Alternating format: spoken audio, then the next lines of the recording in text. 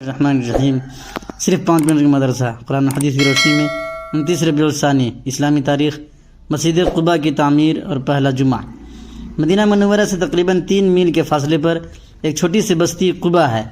یہاں انصار کے بہت سے خاندان آباد تھے اور کلثوم بن ہدم ان کے سردار تھے۔ ہجرت کے دوران آپ صلی اللہ علیہ وسلم نے پہلے قباء میں قیام فرمایا اور کلثوم بن ہدم کے گھر مہمان ہوئے۔ رسول اللہ صلی اللہ علیہ وسلم نے یہاں اپنے مبارک ہاتھوں سے ایک مسجد کی بنیاد ڈالی جس کا نام مسجد قباء ہے۔ مسجد کی تعمیر میں صحابہ کے ساتھ ساتھ آپ صلی اللہ علیہ وسلم خود بھی کام کرتے تھے اور بھاری بھاری پتھروں کو اٹھاتے تھے۔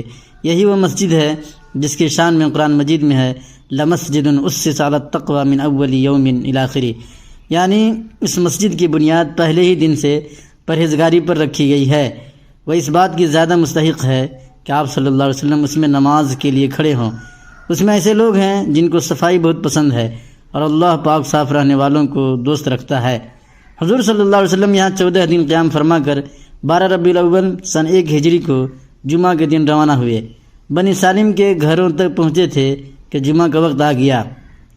آپ نے جمعہ کی نماز ادا فرمائی اور خطبہ دیا۔ یہ اسلام میں جمعہ کی پہلی نماز تھی۔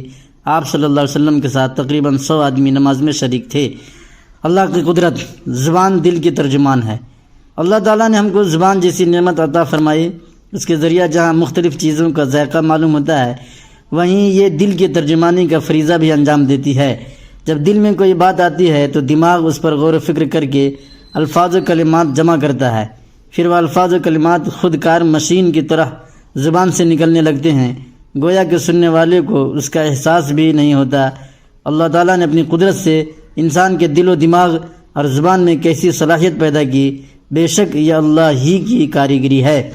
ایک فرض کے بارے میں، رکوع و سجدہ اچھی طرح نہ کرنے پر وعید۔ رسول اللہ صلی اللہ علیہ وسلم نے فرمایا بدترین چوری کرنے والا شخص وہ ہے جو نماز میں سے بھی چوری کر لے۔ صحابہ نے عرض کیا یا رسول اللہ نماز میں سے کس طرح چوری کرے گا؟ فرمایا وہ رکوع اور سجدہ اچھی طرح سے نہیں کرتا ہے۔ ابن خزیمہ حدیث نمبر 643۔ ایک سنت کے بارے میں، سونے کے آداب۔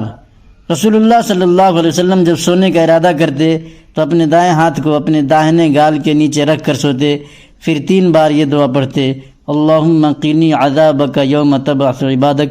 ابو داؤد شریف حدیث نمبر 5045۔ ایک اہم عمل کی فضیلت، 3 آدمی اللہ کی ضمانت میں ہیں۔ رسول اللہ صلی اللہ علیہ وسلم نے فرمایا 3 آدمی کی اللہ نے ضمانت لے رکھی ہے، اگر وہ زندہ رہیں تو بقدر ضرورت روزی ملتی ہے اور وفات پا جائیں تو اللہ تعالیٰ جنت میں داخل فرماتا ہے۔ ایک وہ جو گھر میں داخل ہوتے وقت سلام کرے تو اللہ تعالیٰ اس کا ضامن ہے۔ دوسرا وہ جو مسجد گیا تو اللہ تعالیٰ اس کا ضامن ہے۔ تیسرا راہ خدا میں نکلنے والے کا اللہ تعالیٰ ضامن ہے۔ صحیح بن حبان حدیث نمبر 500۔ ایک گناہ کے بارے میں، مرد و عورت کا ایک دوسرے کی نقل کرنا۔ رسول اللہ صلی اللہ علیہ وسلم نے ایسی عورت پر لعنت فرمائی جو مرد کی نقل اختیار کرتی ہے اور ایسے مرد پر لعنت فرمائی جو عورتوں کی مشابہت اختیار کرتا ہے۔ ابن ماجہ حدیث نمبر 1903۔ خلاصہ، مرد کا عورتوں کی شکل و صورت اختیار کرنا اور عورت کا مردوں کی شکل و صورت اختیار کرنا ناجائز اور حرام ہے۔ دنیا کے بارے میں، دنیا کی محبت بیماری ہے۔ حضرت ابو درداء رضی اللہ تعالیٰ عنہ فرماتے تھے کہ کیا میں تم کو تمہاری بیماری اور دوا نہ بتاؤں؟ تمہاری بیماری دنیا کی محبت ہے اور تمہاری دوا اللہ تعالیٰ کا ذکر ہے۔ شعب الایمان حدیث نمبر 10244۔ آخرت کے بارے میں، دوزخ میں بچھو کے ڈسنے کا اثر۔ رسول اللہ صلی اللہ علیہ وسلم نے فرمایا دوزخ میں خچروں کی طرح بچھو ہیں، ایک بار جب ان میں سے ایک بچھو ڈسے گا تو دوزخی 40 سال تک اس کی جلن محسوس کرے گا۔ مسند احمد حدیث نمبر 17260۔ طب نبوی سے علاج، درد سر کا علاج۔